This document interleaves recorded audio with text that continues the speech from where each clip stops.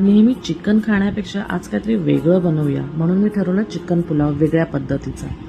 त्यासाठी मी घेतला कांदा चिरून, त्यानंतर घेतला टोमॅटो चिरून, मग एका पातेल्यात घेतलं तेल 4 मोठे चमचे, त्यानंतर त्यामध्ये टाकला खडा मसाला मस्त परतवून घेतल्यानंतर त्यामध्ये टाकलाय मी कांदा मस्तपैकी मी परतवून घेतला लालसर होईपर्यंत।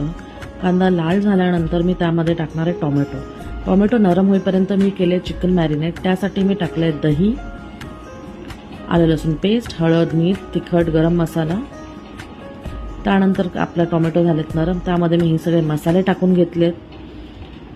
मसाल्याने तेल सोडल्यानंतर त्यामध्ये मी टाकलाय चिकन व्यवस्थित परतवून घ्यायचंय। थोडासा पुदिना घालायचा आहे वरून। पुदिना घातल्यानंतर मी तांदूळ स्वच्छ धुवून घेतलेत, बासमती तांदूळ घेतले तिथे मी।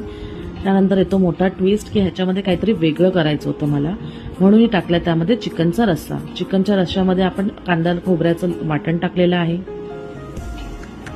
मस्त परतवून घेतलेलं आहे मी। हा माझ्याकडे एक्स्ट्रा रस्सा होता तो मी टाकलेला आहे त्यामध्ये, आणि थोडंसं मी गरम पाणी टाकलेलं आहे, जसं तांदळाला गरज आहे तेवढं। मस्त वाफवून घेतलेला आहे, सुटसुटीत झालाय भात। वरून मस्तपैकी कोथिंबीर, तळलेला कांदा, पुदिना टाकून मस्त गरमागरम मी सर्व केलेला आहे।